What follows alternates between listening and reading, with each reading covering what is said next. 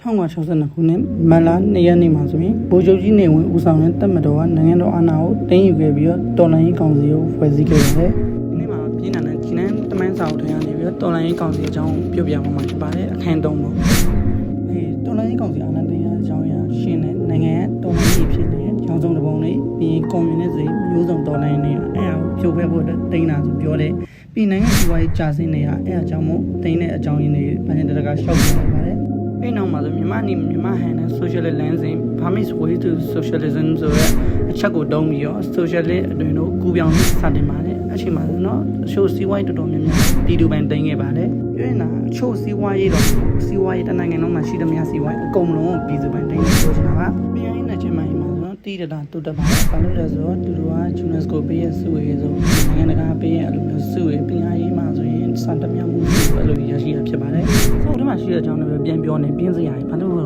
စာဖတ်တဲ့နေရာကိုဖတ်ပေါ့အခုကထင်ရှားတဲ့ခေါင်းဆောင်တွေပြောမယ်အဲစာအုပ်တွေပါဘူးအဲဘူချုပ်ကြီးနေဝင်ရှိရဲစောမောင်ရှိရဲပြီးဆုံးဆန်းရုပ်ရှိရဲအဲရအခက်ကထင်ရှားတဲ့ခေါင်းဆောင်တွေနောက်ဘာဆက်ပြောကောင်းလဲစဉ်းစားနေမိသွားသူတို့ပြိုခွဲရတယ်ပြိုခွဲရမှာမဟုတ်ဘူးသူတို့ကြာစင်းရတဲ့အကြောင်းရင်းတွေကတော့ဘာလဲဆိုစဉ်းစားမယ်ဆိုတော့သူတို့ကဆိုဗီယက်ယူနီယံနဲ့တူပါပဲအဲရတော့ကုန်စည်နှုန်းတွေကြီးလာတယ်ပြီးဆိုရင်ကုန်စည်ရှားပါလာတယ်ပြီးဈေးကွက်တွေလည်းပြတ်လာတယ်မှောင်ခိုစီးပွားရေးလည်းပေါ်လာတယ်အဲအကြောင်းမို့စနစ်ကတပြေးနဲ့ကြာစင်းပြီးတော့အဲ့လိုမျိုးပေါ့ဘာညတရကဖြစ်ဖို့